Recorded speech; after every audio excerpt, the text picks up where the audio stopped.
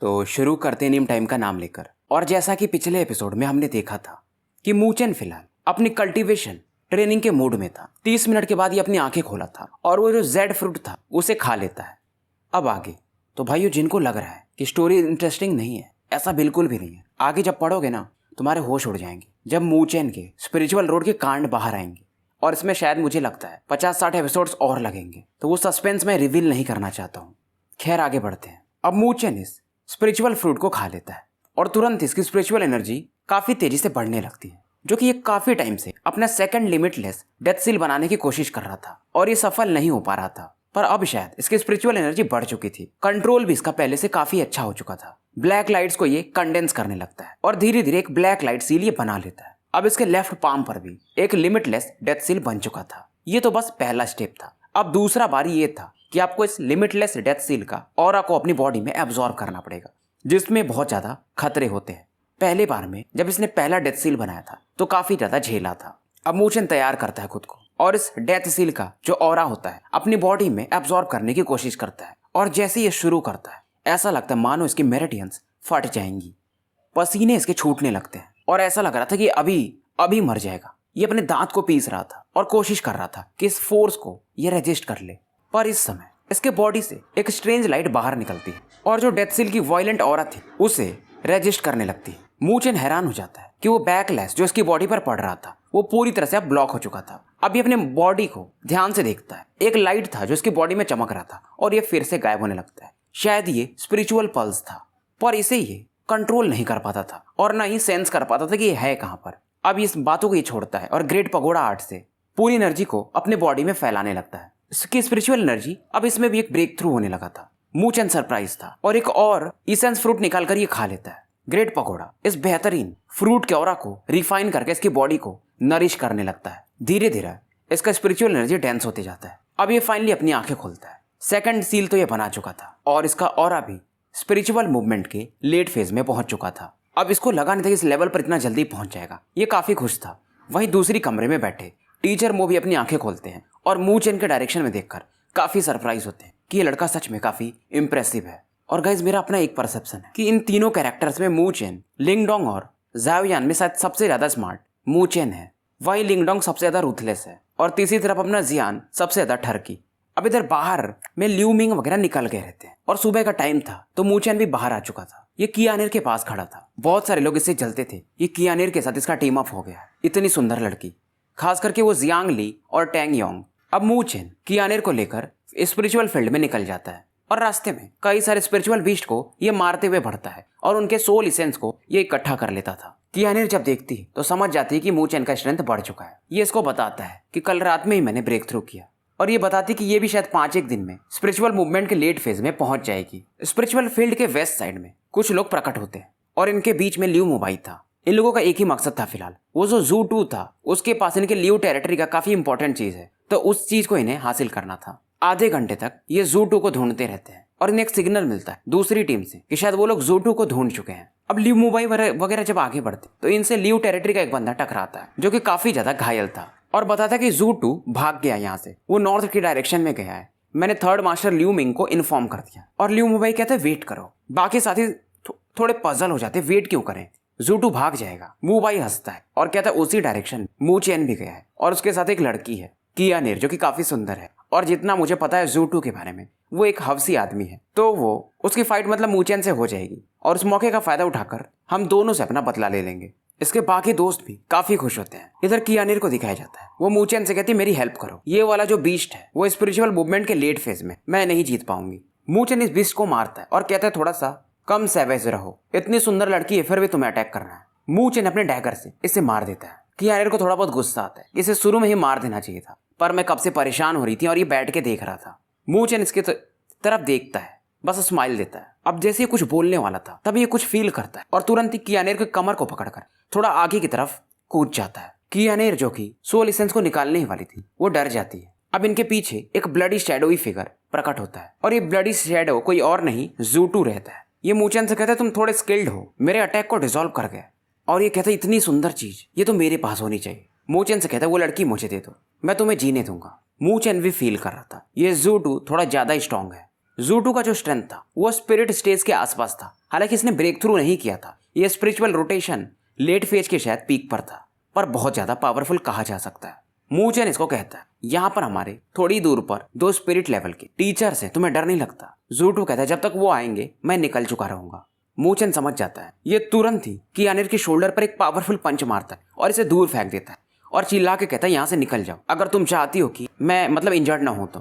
कियानिर जाना नहीं चाहती थी, पर बार बार मूचेन के बोलने के कारण ये भागने लगती है और इस सीन को देखकर तुरंत ही ज़ूटू को गुस्सा आता है और ये मूचेन की तरफ नहीं बढ़ता है बल्कि इस लड़की की तरफ आगे बढ़ जाता है और जाते जाते मूचेन से कहता है, पहले मैं इस लड़की को पकड़ लूं, फिर तुम्हें बताता हूँ कि तुम्हारी जिंदगी मौत से भी बदतर होगी। ज़ूटू भागने ही वाला था, तभी मूचेन एक स्पिरिट डिस्ट्रक्शन बीट निकालता है और इसे देखकर ज़ूटू थोड़ा सा कांप जाता है क्योंकि इसको मालूम था इससे ये भी इंजर्ड हो सकता है। ये अपनी बॉडी को स्पिरिचुअल एनर्जी से कवर कर लेता है। मूचेन इस बीड को इसकी तरफ उछाल देता, पर जैसे ही ये बीड ज़ूटू के करीब पहुंचता है, ये एक्सप्लोड नहीं करता है बल्कि इसमें से कोई चिपचिपा चीज निकलता है जो कि फ्रेश ब्लड के समान था और ज़ूटू की बॉडी पर लग जाता है। ज़ूटू को गुस्सा आता है कि तुम ज्यादा चालाक बन रहे हो, ये तो डिस्ट्रक्शन बीट था भी नहीं। मूचेन इसको इग्नोर मारता है और पीछे हटने लगता है। मूचेन देखता कि अभी भी ज़ूटू कियानिर का ही पीछा कर रहा है, तो ये बोलता है इसको, ट्रैश, क्या तुम्हें ये चीज चाहिए? ये तुरंत ही जेड इसेंस फ्रूट इसे दिखाता है। ज़ूटू थोड़ा सा एक्साइटेड हो जाता है कि अगर इस फ्रूट को ये खा ले, क्योंकि ये स्पिरिचुअल रोटेशन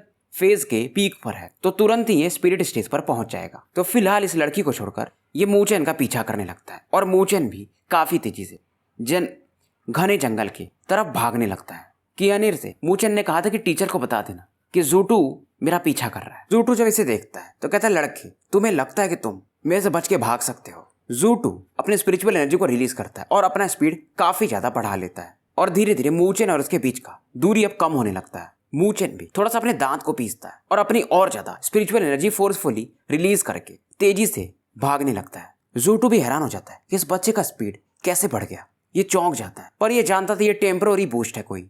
और इस समय एक अलग ही माहौल था। मूचेन भाग रहा था और इसका पीछा ज़ूटू कर रहा था। ज़ूटू पीछा करते करते कहता है कि बच्चे, अब हो गया, बहुत हो गया। ये तुरंत ही अपनी ऑरा को मोबिलाइज करता है और मानो एक चीते के समान मूचेन के काफी करीब आने लगता है और तुरंत ही अपने फीस्ट पर एक अटैक बनाता है, मूचेन की तरफ बढ़ा देता है। ये अटैक इतना काफी था कि स्पिरिचुअल मूवमेंट के बंदे को एक ही बार में मार दे। मूचेन भी हैरान था, अगर इस अटैक को ये डिसॉल्व नहीं किया या भागता रहा तो अच्छा खासा इंजर्ड होने वाला था। ये तुरंत ही अपने पाम पर वो मिस्टीरियस ब्लैक पेपर कोई तो निकालता है और इस ब्लैक पेपर पर ज़ूटू का अटैक आके टकरा जाता है। मूचेन काफी दूर जाके घास पे गिरता है, पर ज़ूटू हैरान था कि मूचेन को ज्यादा कुछ इंजरी नहीं हुई थी, हालांकि ब्लड वगैरह बह रहे थे। ज़ूटू मूचेन से कहता है, क्या अभी भी भागोगे? मूचेन हंसता है, पहले ही अपने खून को पोंछता है और कहता, फिलहाल जरूरत भी नहीं है, अब तुम्हारा टाइम है भागने का। ज़ूटू कहता, तुम क्या ही कर लोगे? पर तभी ये एक गर्जना, शायद एक पैंथर की आवाज सुनता है और ये डर जाता है। ये था एक पैंथर ड्रैगन जिसने कुछ समय पहले ही एप किंग को मारा था। ज़ूटू हैरान था कि ये जो पैंथर था इसी की तरफ बढ़ रहा था। मूचेन इसको बताता है कि तुम्हारे बॉडी पर जो ये ब्लड है ना, ये इसके बच्चे का है, तो तुम बच नहीं सकते। तुम्हें क्या लग रहा है कि तुम कुछ दूर भाग जाओगे तो ये रुक जाएगा? ऐसा बिल्कुल नहीं होने वाला। मूचेन अब बैठ जाता है कि पैंथर ड्रैगन, अब तुम ही कर सकते हो जो करना है, ये अपने मन में कहता है। अब क्योंकि पैंथर इस इंसान ज़ूटू के बॉडी से अपने बेटे का ब्लड स्मेल कर सकता था, हालांकि थोड़ा इंटेलिजेंट था, पर अपने बच्चे का ब्लड अगर ये किसी पर भी पाएगा तो उसे छोड़ने वाला तो नहीं था। तो ये ज़ूटू को दौड़ाने लगता है, इधर ज़ूटू भागने लगता है। ज़ूटू चीख रहा था कि बच्चे, मूचेन, मैं तुम्हें छोड़ूंगा नहीं। पर सिल्वर पैंथर इसे भागने देने वाला नहीं था। ये तुरंत ही एक सिल्वर लाइट से इस पर अटैक करता है। इस अटैक को कहा जाता है स्पिरिट लियोपार्ड स्लॉटर। अब ज़ूटू भी फोर्सफुली इस अटैक को बीच में लेने की कोशिश करता है और एक पंच मारता है इस पैंथर पर। दोनों के अटैक एक दूसरे से टकराते हैं और एक वॉयलेंट स्पिरिचुअल एनर्जी चारों तरफ फैलने लगती है। कई सारे पेड़ इस समय कट के गिर जाते हैं और इस समय ज़ूटू भी काफी दूर जाके जमीन पर गिरता है और चीखने लगता है। इसका जो दायां हाथ था जिसने इसने पंच मारा था वो पूरी तरह से खून में सना हुआ था और इसके हथेली पर एक ब्लडी होल भी हो चुका था। मूचेन हैरान था कि इसी अटैक से पैंथर ड्रैगन ने एप किंग को मार दिया था, पर ये ज़ूटू सच में काफी स्ट्रांग है। पैंथर ड्रैगन भी जमीन पर गिरता है, पर ये काफी अच्छी स्थिति में था। ज़ूटू फिर से अब भागने को देखता है, पर एक बार फिर से पैंथर ड्रैगन अपने पूंछ से इसको और ज्यादा दूर फेंक देता है। ज़ूटू समझने लगा था अगर ऐसा ही चलता रहा तो ये मारा जाएगा। मूचेन की तरफ ये लुक देता है जो कि चुपचाप जमीन पर बैठा हुआ था, पर जब ये दोबारा इसे देखता है तो ये गायब हो चुका था। मन में कहता, ठीक है, अगली बार मैं तुम्हें नहीं छोड़ूंगा। इस समय के लिए थोड़ा सा ये डिस्ट्रैक्ट हो जाता है। फिर से पैंथर ड्रैगन इस पर एक पंच मारता है और चीखते हुए ये और जाके दूर गिरता है अब ये तुरंत ही कई सारे हैंड सील्स बनाता है और खतरनाक लेवल की स्पिरिचुअल एनर्जी इसकी बॉडी से निकलती है और ये कई सारे जो अपने बॉडी के ब्लड रहते हैं अलग अलग डायरेक्शन में छींट देता है और एक दूसरे डायरेक्शन में भाग जाता है। पैंथर ड्रैगन क्योंकि एक जानवर है तो कई जगह ये जब ब्लड देखता है तो इसे एग्जैक्ट लोकेशन मिलता नहीं है, तो ये ज़ूटू को छोड़ देता है। इधर ज़ूटू थोड़ा दूर आके एक घने झाड़ के बीच में छिप गया था। अब इसे लग रहा था कि चलो कोई नहीं, फाइनली मैं बच तो गया। ज़ूटू का स्पिरिचुअल एनर्जी लगभग एग्जॉस्ट हो चुका था। इस प्रकार के इंजरीज तो इसे लियू मिंग वगैरह ने भी नहीं दिया था जितना इस मूचेन ने दे दिया था, ऐसा ये सोच रहा था। ज़ूटू अभी बैठा हुआ था, तभी पीछे से एक पावरफुल अटैक इसकी तरफ पड़ता है। इसको ये डिसॉल्व तो कर देता है। फिर पूछता कौन हो? मूचेन कहता है वही जिसे तुम कब से ढूंढ रहे हो। ज़ूटू कहता है यहाँ पर तुम्हारी इतनी हिम्मत। ज़ूटू कहता है कि तुम करना क्या चाहते हो? तुम कितना भी अगर सोचो कि मैं अभी वीक हूँ फिर भी तुम्हें मारने के लिए पर्याप्त हूँ। और ज़ूटू कहता है क्यों मुझे परेशान कर रहे हो, नॉर्दर्न स्पिरिचुअल एकेडमी लौट जाओ। मूचेन कहते तुम कह तो सही रहे हो। ज़ूटू थोड़ा खुश होता है पर मूचेन तभी कहता है फिर भी मैं तुम्हें मार के ही जाऊंगा। और मूचेन इस समय वॉयलेंट स्पिरिचुअल एनर्जी रिलीज करता है। इसके बॉडी से ब्लैक लाइट निकलती है और 2 ब्लैक सील्स ये बनाता है। ज़ूटू कहता लगता है तुम मरना चाहते हो। इधर मूचेन अपने लिमिटलेस डेथ सील के दोनों सेल्स को एक्टिवेट करता है और ज़ूटू की तरफ बढ़ा देता है। वहीं ज़ूटू भी अपने दोनों फिस्ट इसके इन अटैक्स की तरफ बढ़ा देता है और दोनों लोग इस कोलिजन के कारण अलग अलग डायरेक्शन में जाके गिर जाते हैं। मूचेन गिरता तो ये तुरंत उड़ जाता है और अपना डैगर निकालता है जिससे कई लोगों को मार चुका था और सीधा ज़ूटू की तरफ बढ़ता है जो कि पहले से ही अब जमीन पर पड़ चुका था और उठ नहीं पा रहा था। ये कोशिश करता है पर मूचेन अब इसे मार देता है और ये सोचता है कि यार मैं स्पिरिचुअल रोटेशन के लेट फेज में था और ये बंदा स्पिरिचुअल मूवमेंट ये मुझे कैसे मार दिया। अब इतना सोचते सोचते इसके प्राण निकल जाते हैं। अब मूचेन इसके कपड़े वगैरह खोलता है और ढूंढने लगता है कि लियू क्लैन वाले क्या ढूंढ रहे हैं इसके पास, कुछ तो इसने चुराया है, मुझे वो चीज देखना है। वैसे बहुत सारी चीजें दिखती है और वैसे भी जो ज़ूटू था वो ब्लड स्लॉटर ग्रुप का कैप्टन था तो इसके पास जो चीजें होंगी वो काफी इंटरेस्टिंग होंगी। और वैसे भी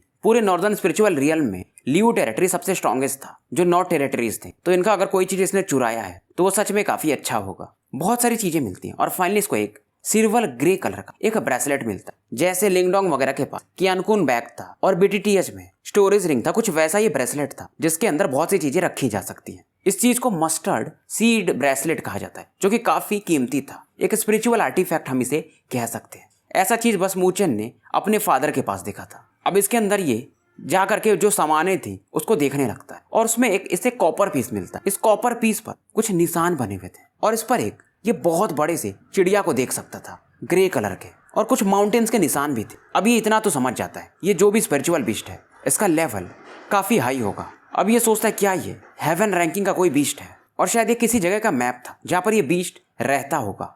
अब इस समय मूचेन जब इसे खंगाल रहा था तब ये कुछ लोगों को शायद कुछ दूर से और उनका फील करता है और तुरंत इस बंदे का कपड़ा पहना देता है और अपने भी एक डायरेक्शन में जाकर ऐसा छिप सा जाता है। और यहाँ पर सबसे पहले टीचर मो आते हैं। ये इससे पूछते क्या तुम ठीक हो? मूचेन स्माइल करता है और हाँ में सर हिलाता और ये बताते हैं कि कियानिर ने मुझे बताया था। फिर कहते हैं ज़ूटू कहाँ पर है? मूचेन कहते हैं वो उस डायरेक्शन में उस झाड़ी में है, वो मर चुका है। टीचर मो का भी चेहरा बदल जाता है। टीचर जाई भी यहाँ पर आ चुके थे और तुरंत ही अपने ऑरा से उस झाड़ को हटाते हैं। वहां पर सच में ज़ूटू की लाश पड़ी हुई थी। अभी ये लोग डिस्कस कर ही रहे थे तभी यहाँ पर लियू मिंग भी आ जाता है और सबसे पहले ये मूचेन को घूरता है और मूचेन से पूछता क्या ये तुमने किया? इधर मूचेन वो जो ब्रेसलेट रिंग था अपने हाथों के अंदर छिपा लिया था, यानी पहन के थोड़ा सा ऊपर कर लिया था और कपड़ा चढ़ा दिया था। अभी लियू मिंग पूछता है क्या तुमने ज़ूटू के पास कुछ सामान देखा? मूचेन कहता है कौन सा आइटम? मुझे तो कुछ नहीं पता। मैंने देखा कि मूचेन ऐसा बोलता है कि एक ओल्ड मैन यहाँ पर आए थे, ज़ूटू मेरा पीछा कर रहा था, वो उसे मार दिए और कुछ तो लेके चले गए। लियू यांग कहता है बकवास मत करो। फिर मूचेन कहता है क्या तुम ऐसा सोचती हो कि मैं ज़ूटू को मार सकता हूँ? लियू मुवाई भी यहाँ पर आ चुका था, ये भी मूचेन को एक लुक दे रहा था। अब लियू मिंग थोड़ा सा कूल एक्ट करता है कि मूचेन वैसा कुछ करो मत, नहीं तो मुझे तुम्हारे पापा से जाके बात करनी पड़ेगी मू टेरिटरी में जाकर। मूचेन कहता है अरे मेरे पास कुछ नहीं है थर्ड मास्टर। अब लियू मिंग अपने हाथ आगे बढ़ा रहा था मूचेन को पकड़ने के लिए ताकि ये अपने कोई स्पिरिचुअल टेक्निक से इसके माइंड को पढ़ पाए, पर तभी बीच में टीचर मो आ जाते और कहते लियू मिंग ये थोड़ा ज्यादा हो रहा है। लियू मिंग भी समझ जाता टीचर मो खुद एक स्पिरिट स्टेज के बंदे हैं तो अब ये ज्यादा कुछ कर नहीं सकता, तो ये भी कहता अरे वैसा कुछ नहीं है। लियू मिंग समझाता कि इससे कुछ नहीं होगा पर टीचर मो मानते नहीं है तो ये शांत हो जाता है। मूचेन फिर से कहता है कि थर्ड मास्टर लियू मिंग मैंने कुछ भी नहीं लिया। लियू मिंग अब कुछ बोल नहीं पाते हैं पर लियू मिंग कहता कुछ चीजें तुम्हें रखनी नहीं चाहिए नहीं तो फालतू में इसके वजह से मारे जाओगे। मूचेन इन्हें रुक देता है, इससे कोई फर्क भी नहीं पड़ता था। लियू मिंग यहाँ से निकल जाता है और मूचेन टीचर मो को थैंक्स बोलता है और ये लोग अब कैंप की तरफ बढ़ जाते हैं। जब मूचेन वापस आता है तो मोलिंग, किंगशान और बाकी लोग इसे घेर लेते हैं और कियानिर को देखकर ये इन्हें सॉरी बोलता है कि सब मेरी वजह से हुआ। कियानिर कहती है नहीं वो मुझे फॉलो करना चाहता था और मेरी वजह से ऐसा हुआ। मूचेन इनसे कहता है कि हम टीम अप थे, तो ऐसा चलता है। जब सभी लोग चले जाते हैं तो कियानेर इससे पूछती है, क्या तुमने सच में ज़ूटू को मारा? मूचेन हंस के कहता है, क्या आपको ऐसा लगता है? ये लड़की अपनी दोनों ऐसा बाल जो चोटियां थी उसे हिलाते हुए कहती, बाकी कोई होता तो मैं मानती नहीं, पर तुम कुछ भी कर सकते हो क्योंकि तुम काफी धूर्त हो। ये भी मूचेन के मजे लेती है। मूचेन भी हंसता है, पर फिलहाल ये वो जो कॉपर पीस था जिसमें इसने एक चिड़िया के निशान को दिखा था उसके बारे में सोच रहा था। अब इधर ये जो ट्रेनिंग का टाइम था 15 दिन का, वो लगभग खत्म हो चुका था और इन दिनों में कियानेर भी स्पिरिचुअल मूवमेंट के लेट फेज में पहुंच चुकी थी। अब रिजल्ट का टाइम था। टीचर्स आई यहाँ पर इकट्ठे हो चुके थे और ये डिक्लेयर करते कि आज से ट्रेनिंग खत्म है और जो टॉप 3 में आएगा उसे वो एलेक्सियर मिलेगा। अब ये नाम लेते हैं टीम यिन जोंग का। इधर कियानेर कहती, कुछ भी हो, हमें टॉप करना है इस बार। पर मूचेन कहता, यार टॉप 3 में आए तो भी तो सेम ही अवार्ड है ना। पर ये कहती, नहीं फर्स्ट ही चाहिए। इनको मालूम था अगर इन्हें कोई सरपास कर सकता है तो वो लियू मुबाई का टीम है, बाकी कोई नहीं। अब ऐसे ऐसे करके मूचेन की बारी आती। कियानेर कहती, आगे जाओ। तभी मूचेन कहता, जितने भी वो सोल इसेंस थे बीस्ट के, वो तो मैंने आपको ही दिया है ना। कियानेर अपने हाथ आगे बढ़ाती और इसके पास 15 थोड़े से ज्यादा चमकने वाले वो सोल इसेंस थे। ये लो बीस्ट स्पिरिचुअल फेज के थे। और उसके बाद मूचेन निकालता है वो जो एप किंग था उसका सोल इसेंस, जिसे देखकर बाकी लोग भी हैरान हो जाते हैं क्योंकि ये जो बीस्ट था ये मिडिल रैंक का स्पिरिचुअल बीस्ट था, मतलब 15 लो और 1 मिडिल रैंक का। तभी कुछ लोग कहते हैं कि टीचर जाई, हम ये एक्सेप्ट नहीं करेंगे। मूचेन, इसका लेवल क्या है? ये कैसे इतने हाई लेवल की बीस्ट को मार सकता है? ये चीटिंग है। तभी पीछे से लियू मुबाई कहता कि टीचर मो सही कह रहे हैं, क्योंकि टीचर मो भी कहते हैं कि मैंने देखा था मूचेन को उस बीस्ट को मारते हुए।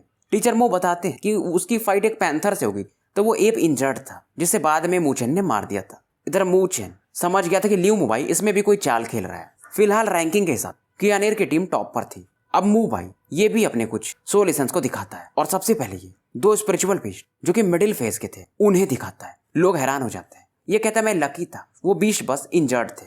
कियानेर समझ जाती है ये चीटिंग कर रहा है क्योंकि 2 मिडिल लेवल के बीस्ट, उसके वजह से इसकी रैंकिंग कियानेर की टीम से ऊपर चली गई थी। मूचेन देख रहा था, ये समझ जाता है। कियानेर को ये शांत करता है। कियानेर कहते हैं अरे वो चीटिंग कर रहे हैं। मूचेन कहता है क्या ही फर्क पड़ता है, ये तो बस छोटा सा कंपटीशन है। अब ये जब कियानेर को ज्यादा दुखी देखता है फिर ये कहता है टीचर मो, मेरे पास कुछ और सोल इसेंस है जो मैं भूल गया था, क्या मैं इन्हें ऐड कर सकता हूँ? और मूचेन 5 सोल इसेंस निकालता है मिडिल लेवल बीस्ट के, जो कि वो एप किंग के बराबर ही थे। लोग हैरान हो जाते हैं और ये मुबाई को एक फ्रेंड स्माइल देता है। ये मुबाई को इसके ही गेम में हरा रहा था बेसिकली। मुबाई का भी चेहरा अगली हो जाता है। टीचर मो भी समझ जाते हैं कि अब कुछ और मुबाई निकालेगा सोल इसेंस, जो शायद इसको लियू मेंग ने दिया होगा। तो ये बोलते हैं हो गया और कहते हैं इस बार का कंपटीशन के विनर तुम दोनों की टीम है। मतलब इनके बीच में एक टाई हो जाता है। फालतू में ये इस मैटर को आगे बढ़ाना नहीं चाहते थे। और मूचेन वगैरह को एक जेड बॉक्स मिल जाता है जिसमें एक छोटा सा ब्लू कलर का एलेक्सियर था जो कि काफी पावरफुल माना जा सकता है स्पिरिचुअल एनर्जी के ग्रोथ के लिए। इसे हम एक्यूमुलेटेड एलेक्सियर कहते हैं। और इसके साथ में जो कियानेर थी उसको भी मिलता है। ऐसे करके टॉप 3 में जो भी थे सबको मिल जाता है। टीचर मो कहते हैं अब ट्रेनिंग खत्म हो चुका है, हम लोग अब नॉर्दर्न स्पिरिचुअल एकेडमी लौट जाएंगे, पर इस दौरान 1 महीने की छुट्टी है, तो तुम लोग चाहो तो घर पर भी जा सकते हो या तो एकेडमी के अंदर भी रह सकते हो। अब बहुत सारे लोग काफी एक्साइटेड थे। नॉर्दर्न स्पिरिचुअल एकेडमी लौटने के बाद मूचेन थोड़े दिन रिलैक्स करता है और अपने घर लौटने लगता है। पर घर जाने से पहले ये अपने दोस्त सूलिंग से मिलता है और उसे एक जेड इसेंस फ्रूट देता है। अब ये एक गली में फंसा हुआ था, मतलब स्ट्रीट में था, टहल रहा था घर जाते समय। तब ये फील करता है कि आसमान का थोड़ा सा नेचर बदल रहा है और ठंडे बूंदे बारिश के इसके ऊपर गिर रही हैं और ऐसा लगता है कि जो पूरा स्ट्रीट है वो अचानक से खाली हो गया हो। किसी की आवाज को ये सुन नहीं पा रहा था। मूचेन समझ जाता है कोई मेरे आसपास एक एरे का फॉर्मेशन कर चुका है। इसे कहा जाता है कॉन्शियसनेस मेस्मराइजिंग एरे। और अभी भी ये नॉर्दर्न स्पिरिचुअल सिटी के अंदर ही था, एकेडमी से बाहर पर सिटी के अंदर। ये कहता तुम कौन हो जो कि नॉर्दर्न स्पिरिचुअल एकेडमी के एक स्टूडेंट पर ये एरे यूज कर रहे हो, और वो भी दिन दहाड़े सिटी के गली के अंदर। अब जब कोई जवाब नहीं आता है तो मूचेन कहता है क्या तुम एक चूहा हो जो डर के छिप रहे हो? इसको समझ में आ जाता है कि लियू टेरिटरी का ही कोई है। अब एक आवाज आती है तो तुम्हारा नाम मूचेन है।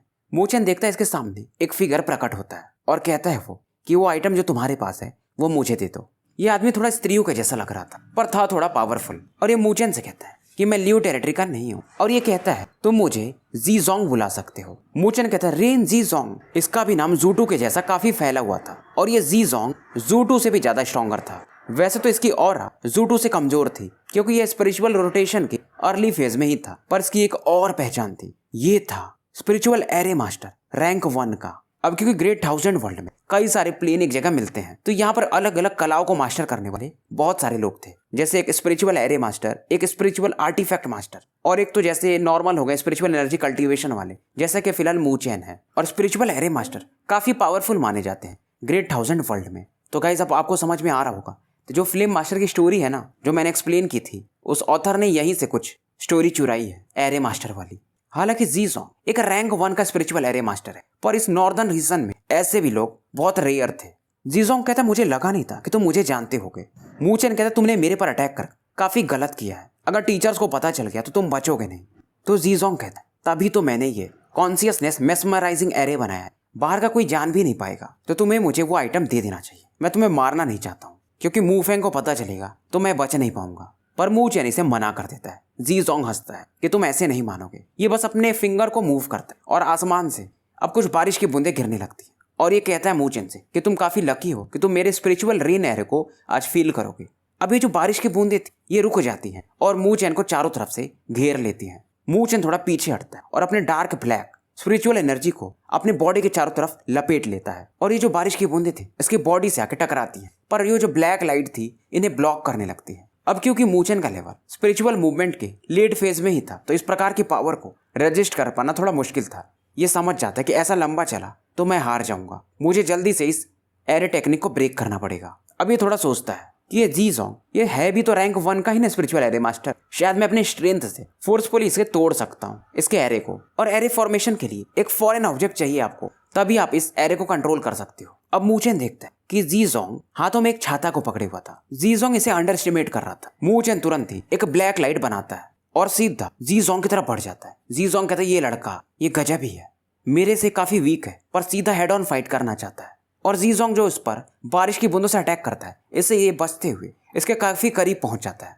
पर कुछ एक अटैक मू चेन की बॉडी से टकराते और इसका ब्लड थोड़ा बाहर आने लगता है। फिर भी अभी से कोई फर्क नहीं पड़ रहा था, ये आगे बढ़ते जाता है। ज़ीज़ोंग भी कहता है तुम काफी होशियार हो कि एरे मास्टर के करीब आ गए, क्योंकि एरे मास्टर शायद थोड़े वीक होते हैं, पर फिर भी स्ट्रेंथ के मामले में भी तुम मुझसे अभी वीक हो। अब ये जो बारिश की बूंदें थी ये कंडेंस होने लगती है, ये अपने हथेली पर इन्हें कंडेंस करता है। मू चेन भी अपने ब्लैक लाइट को बाहर निकालता है और कुछ हैंड सील्स बनाता है और सीधा ज़ीज़ोंग पर अटैक कर देता है। इसका फिस्ट और ज़ीज़ोंग का अटैक दोनों एक दूसरे से टकराते हैं। ज़ीज़ोंग का हाथ इस समय कांपने लगता है और एक्सप्लोजन के कारण मू चेन थोड़ा सा पीछे हट जाता है। इसने अभी अपने दोनों लिमिटलेस डेथ सील्स को यूज किया था। वहीं ज़ीज़ोंग का वो जो वाटर शार्प ब्लेड अटैक था इसकी तरफ बढ़ रहा था। मू चेन समझ जाता है। अब ये तुरंत ही द ग्रेट पगोडा आर्ट को एक्टिवेट करता है, और एक चीज ये जानता था कि जब मैं ग्रेट पगोडा आर्ट को एक्टिवेट करता हूँ और लाइफ और डेथ सिचुएशंस में रहता हूँ तो इसका पावर थोड़ा बढ़ जाता है। शायद कुछ हिडन हो रहा है इसके अंदर है। अब एक पगोडा यानी कुछ टेम्पल टाइप स्ट्रक्चर इसके सामने प्रकट होता है और इस स्वॉर्ड वाले अटैक से टकरा जाता है। फ्लक्चुएशन कुछ खतरनाक नहीं निकलता है, पर ज़ीज़ोंग हैरान था, इसका अटैक डिसॉल्व हो चुका था। अब ये तो समझ चुका था कि ये मू चेन इतना आसान बंदा नहीं है। लियू टेरिटरी ने ज़ीज़ोंग को इसीलिए भेजा था ताकि ये मू चेन से उस सामान को ले पाए, पर शायद अब ये मुश्किल था। अब ये अपने लॉन्ग स्वॉर्ड को जिसमें बारिश की बूंदें इकट्ठा थी उसे एक्सपैंड करता है। अब मू चेन थोड़ा एग्जॉस्ट हो चुका था, तो इस स्वॉर्ड को ये डिसॉल्व तो करने की कोशिश करता है, पर फिर भी इसके शोल्डर में आकर ये थोड़ा सा घट जाता है। ज़ीज़ोंग थोड़ा सा हंसता है, पर इस लड़के को भी अब कोई फर्क पड़ नहीं रहा था और पेन से इसको ज्यादा कोई मतलब था नहीं। ये अपने हाथ को आगे बढ़ाता है और ज़ीज़ोंग के हाथ में जो अम्ब्रेला था उस पर एक अटैक मार देता है। अम्ब्रेला जैसे ही ग्राउंड पर गिरता है, इधर मू चेन भी थोड़ा सा पीछे हट जाता है। ज़ीज़ोंग हैरान था कि तुम्हें कैसे पता चला कि मैं अम्ब्रेला से ही ये एरे का फॉर्मेशन किया हूँ। मू चेन हंसता है कि तुम्हें उससे क्या फर्क पड़ता, तुम हार चुके हो। अब पहले जैसा मू चेन देख सकता था, आसपास बहुत सारे लोग इसे दिखने लगते हैं। ज़ीज़ोंग अभी भी इसे एक लुक दे रहा था और कहता क्या ही खतरनाक बंदा है ये, मुझे लगा नहीं था कि मू फेंग का बच्चा इतना टैलेंटेड होगा। अब मू चेन हंसता है और कहता क्या तुम मुझे फिर से अटैक करना चाहोगे?